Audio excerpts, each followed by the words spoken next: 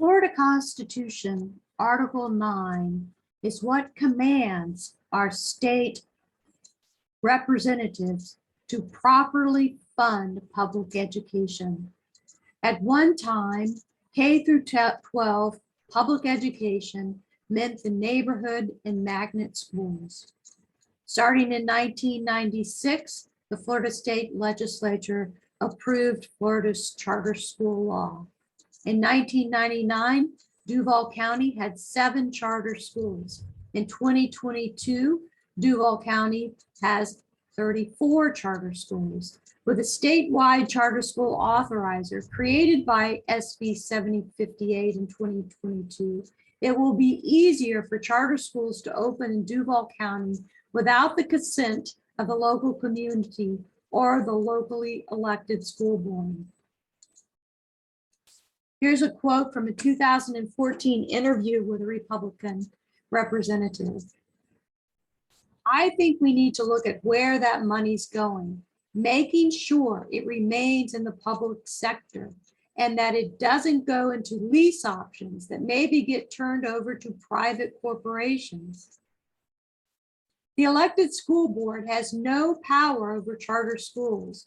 Charter schools are controlled by the state legislators, not the locally elected school board.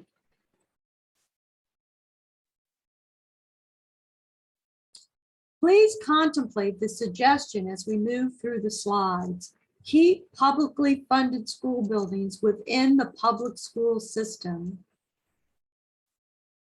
Please consider contacting your state representative and asking them to sponsor bills that will do the following. Change the rules for capital outlay funding going to charter schools in order to keep assets purchased with tax dollars within the public school system. Change 1013.624 so that capital outlay funding must only go to schools housed in buildings where the profits will go to the school district if the building is sold. Change Florida Statute 1013.625 to make it clear that no distribution of capital outlay funding can be distributed to a charter school until the charter school contract lays out in clear language how the assets will revert to the school district if a charter school should close. Another suggestion, charter schools that get a D or F 2 years in a row must close or turn over to another charter school or pay an outside vendor, just like the district schools are required to do. New charter schools must this is another suggestion, new charter schools must always get a zoning change so the community can be notified. If they aren't required to get a zoning change, many times people in the community don't know a charter school is going up until it's too late to do anything about it. But recently in the Mandarin neighborhood, a new charter school had to get a zoning change. And so the community was alerted and they were outraged because it was going to create a terrible traffic jam. So they started speaking up and calling our city council representatives. And it turns out the charter school changed their mind. They decided they wouldn't build there. They should have figured that out before the community got outraged, but that's why it's important that the community be involved in these decisions and not everything being done in secret. So I mentioned this clip from a July 11th school board meeting. And in this clip, they talk about how charter schools can get a D year after year after year, and they don't have to be closed. And even if they get F grades, the State Board of Education can give them a waiver of termination. So that's why I put this suggestion in here. Charter schools that get a D or F 2 years in a row must follow the same rules that the school districts have to follow, which is they either have to close the school or turn the school over to another charter school or pay an outside vendor to help bring the grade up to a C grade. Jacksonville Ordinance 2020-627 is an education bond approved by Jacksonville City Council.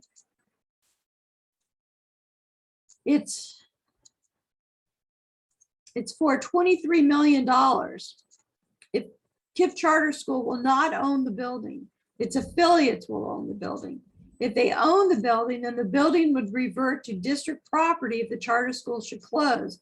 This is based on Florida Statute 1013.625.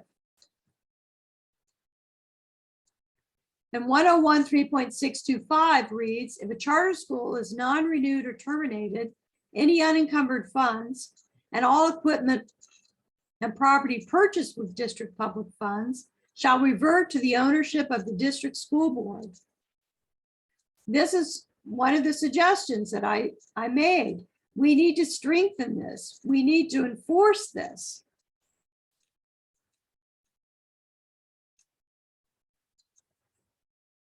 Another part of 103.625 says these issues shall be agreed to in the charter contract prior to the expenditures of funds. So we need to clarify this means any distribution to the charter school of capital outlay funding, we need to know how those assets are going to revert, to the ownership of the school board if the charter school should close. And this is a excerpt from this article. Charter Schools USA makes millions renting their buildings. This is an article about a Miami Beach investor paying $9.9 million for a charter school building. So here's an excerpt from the article. So why would a foreign investor from Miami Beach be interested in a charter school building? According to the press release, the school fit the buyer's criteria because its yields are higher than most single tenant buildings in the area. These are excerpts from Nate Monroe's article titled Millions of School Sales Tax Dollars in Duval County are pouring into a black hole of charters.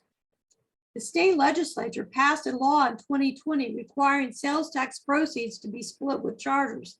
That law, intended or not, has meant that tens of millions of sales tax dollars are earmarked for improving Jacksonville's neighborhood and magnet schools are actually headed to a scattered group of charter schools.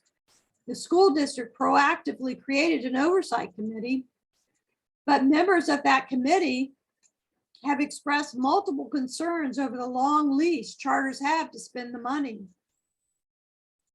Charter schools can use these capital outlay funds for lease payments according to current law. Nate Monroe in the article pondered the impact of capital outlay funding being used by charter schools for lease payments. Do these lease payments reflect fair market value? Are taxpayers getting a good deal? Nate concludes, with scant information available, it's impossible to tell. This is the statute that says that capital outlay funding can be spent on lease payments, but I'm suggesting we need to change this statute. These are more excerpts from Nate's article. Millions of dollars collected from a half-penny sales tax in Jacksonville are going to a decentralized group of charter schools across the city, making it far more difficult to track how that money is being spent and determine whether it's being used to improve school infrastructure.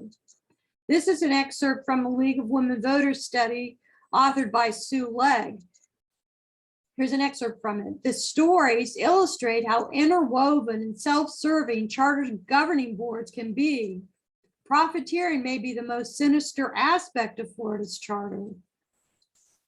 According to an Integrity Florida report, continued growth in the charter sector will exacerbate a problem that seemingly runs against Florida's Constitution's decree that the state must provide a uniform system of high-quality education.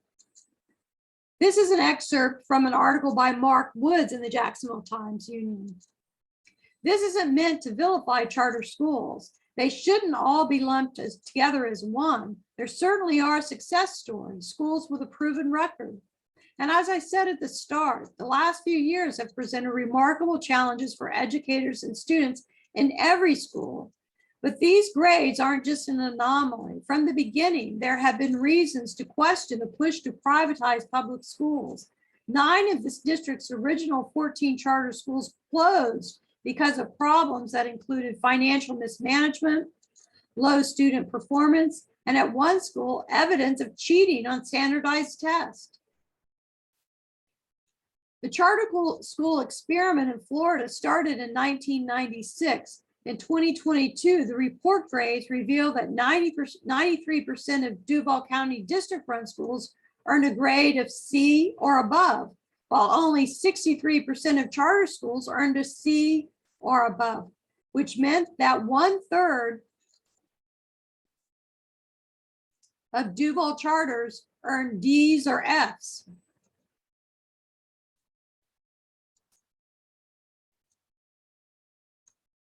This section is talking about capital outlay funds coming from public education outlay and debt service, which is usually called PICO funding.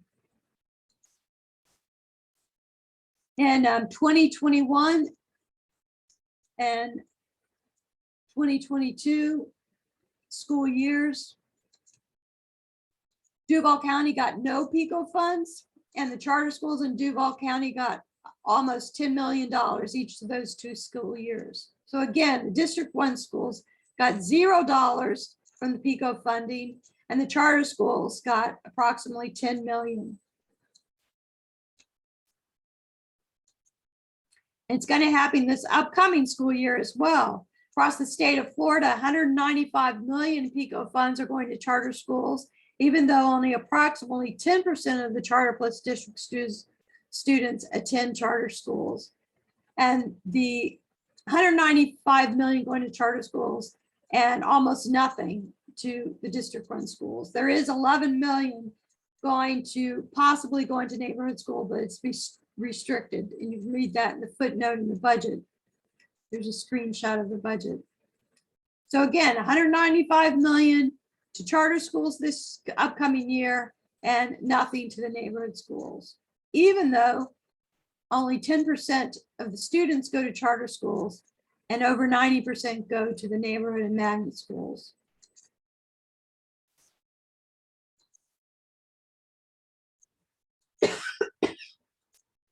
So the lack of funding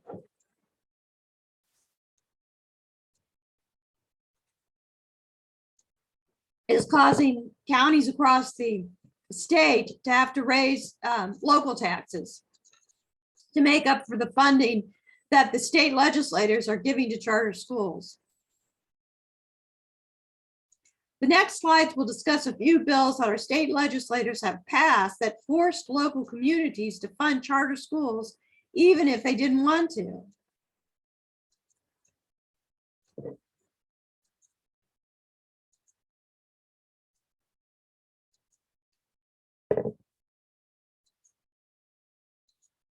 The Jacksonville voters wanted to raise money to fix our publicly owned school buildings that were over 50 years old. The city council blocked us from voting in 2019, and in 2020, the state legislators forced us to give the money to charter schools on a per student rather than needs basis if we wanted to raise money for a dedicated revenue source for the neighborhood school buildings that double as hurricane shelters. You can find the names of the city council members who stopped us from being able to vote on the referendum at this link. The charter schools started receiving the sales surtax dollars in early 2021. The Sales Surtax Citizen Oversight Committee finally officially made this request. The Citizen Oversight Committee recommends the superintendent hire an outside agency to develop a charter school dashboard that is housed on the same website as the district's dashboard. And remember that Florida statute 1013.625. We need to know the unencumbered funds. We need to know how the money was spent.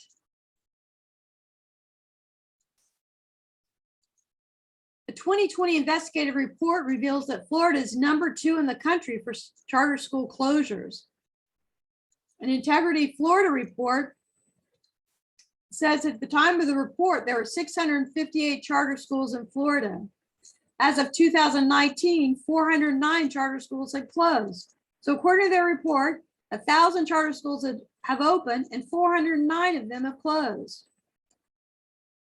And this is a graphic of Florida Statute 1013.625, which I showed you previously. If a charter school closes, facilities go to the property owner.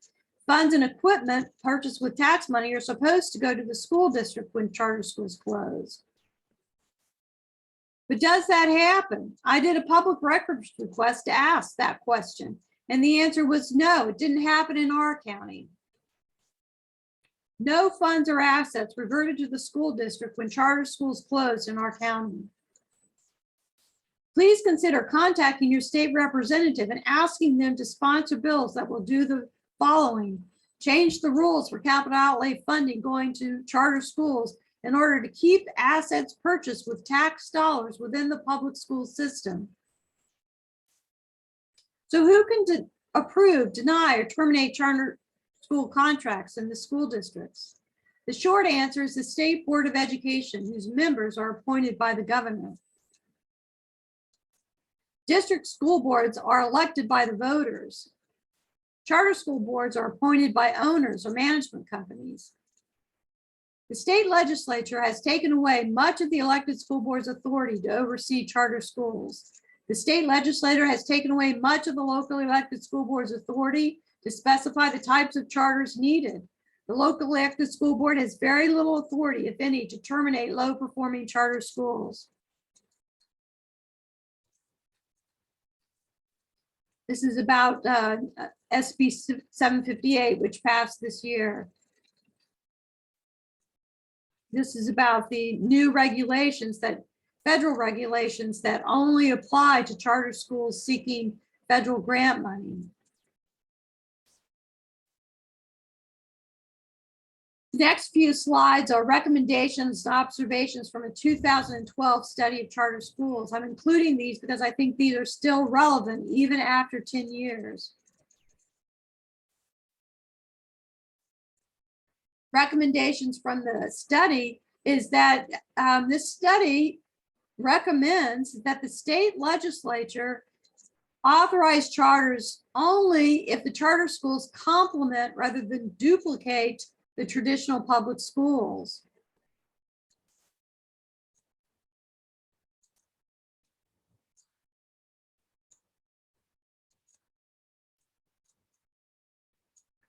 This is the statute that controls charter schools, and it can be changed by our elected state representatives, but you're going to have to speak up if you want them to do that.